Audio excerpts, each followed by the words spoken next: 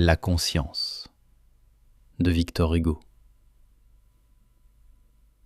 Lorsqu'avec ses enfants vêtus de peau de bête, échevelés, livides au milieu des tempêtes, Caïn se fut enfui de devant Jéhovah, comme le soir tombé, l'homme sombre arriva au bas d'une montagne en une grande plaine. Sa femme fatiguée et ses fils hors d'haleine lui dirent « Couchons-nous sur la terre et dormons. » Caïn, ne dormant pas, songeait au pied des monts. Ayant levé la tête, au fond des cieux funèbres, il vit un œil, tout grand ouvert dans les ténèbres, et qui le regardait dans l'ombre fixement.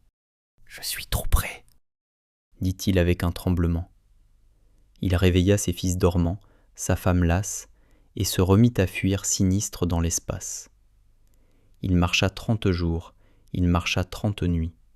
Il allait, muet, pâle et frémissant au bruit, furtif, sans regarder derrière lui, sans trêve, sans repos, sans sommeil. Il atteignit la grève des mers dans le pays qui fut depuis Assur. « Arrêtons-nous, dit-il, car cet asile est sûr. Restons-y. Nous avons du monde atteint les bornes. » Et, comme il s'asseyait, il vit dans les cieux mornes l'œil à la même place au fond de l'horizon. Alors il tressaillit en proie au noir frisson. « Cachez-moi » cria-t-il. Et, le doigt sur la bouche, tous ses fils regardaient trembler l'aïeul farouche. Caïn dit à Jabel, père de ceux qui vont, sous des tentes de poils dans le désert profond, « Étends de ce côté la toile de la tente. » Et l'on développa la muraille flottante. Et, quand on eut fixé avec des poids de plomb, « Vous ne voyez plus rien ?» dit Tsilla, l'enfant blond, la fille de ses fils, douce comme l'aurore.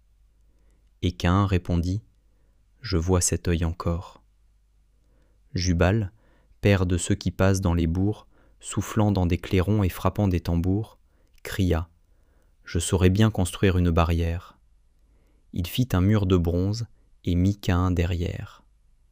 Et Caïn dit, « Cet œil me regarde toujours. » Enoch dit, « Il faut faire une enceinte de tours si terrible que rien ne put s'approcher d'elle. Bâtissons une ville avec sa citadelle, bâtissons une ville et nous la fermerons. » Alors Tubal-Caïn, père des forgerons, construisit une ville énorme et surhumaine. Pendant qu'il travaillait, ses frères, dans la plaine, chassaient les fils d'Énos et des enfants de Seth, et l'on crevait les yeux à quiconque passait. Et, le soir, on lançait des flèches aux étoiles. Le granit remplaça la tente au mur de toile, on lia chaque bloc avec des nœuds de fer. Et la ville semblait une ville d'enfer. L'ombre des tours faisait la nuit dans les campagnes. Ils donnèrent au mur l'épaisseur des montagnes. Sur la porte on grava « Défense à Dieu d'entrer ». Quand ils eurent fini de clore et de murer, on mit l'aïeul au centre en une tour de pierre, et lui restait lugubre et hagard.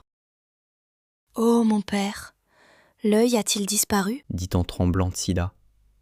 Et Caïn répondit « Non, il est toujours là. » Alors il dit « Je veux habiter sous la terre, comme dans son sépulcre un homme solitaire. Rien ne me verra plus, je ne verrai plus rien. » On fit donc une fosse, et Caïn dit « C'est bien. » Puis il descendit seul sous cette voûte sombre.